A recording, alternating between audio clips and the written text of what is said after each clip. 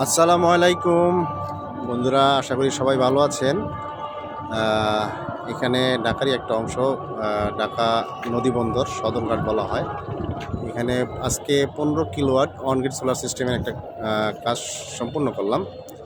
তো ভাই বন্ধুরা, আজকে যে কথা একটা বলবো, কথাটি হচ্ছে আমাদের শ্যামল সুন্দর বাংলাদেশ, এমনকি সারা বিশ্বের জলবায়ুর যে পরিবর্তন ঘটেছে তার মূল কারণ হচ্ছে অতিরিক্ত কার্বন নিঃসরণ।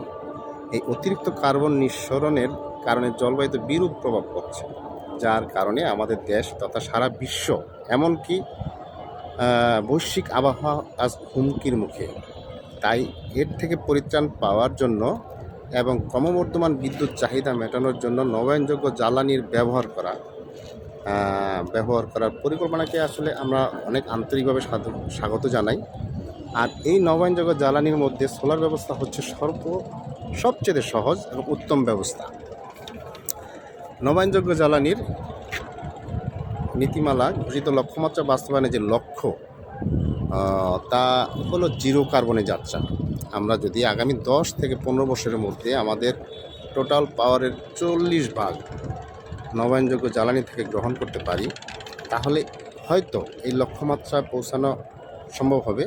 তাই রুফটপ সোলারের বিকল্প নাই। আমাদের ঢাকার আশেপাশে অত্যন্ত জেলা শহরে অনেক ছাদ খালি আছেন, অনেক শিল্প কারখানা বলেন, আবাসিক বলেন।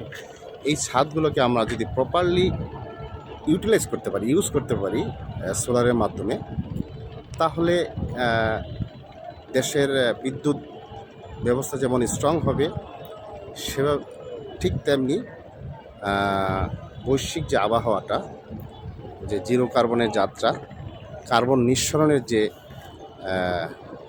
পন্থা, এটা আমরা অনায়াসে প্রতিফলন ঘটাতে পারি। তো আমরা বলবো, যার বিল্ডিংগুলো খালি আছে, পড়ে আছে অহেতুক, সেখানে অন্তত মিনিমাম কিছু যদি সোলার ব্যবস্থা স্থাপন করা হয়, তার বিদ্যুৎ চাহিদার ঘাটতিও পূরণ হলো। বৈশ্বিক আবহাওয়া রক্ষণ করার জন্য আমিও বিশ্বকে, আমার দেশকে সহায়তা করতে পারলাম। সবাই ভালো থাকবেন। আজকে এই পর্যন্তই। আল্লাহ হাফেজ। আসসালামু আলাইকুম।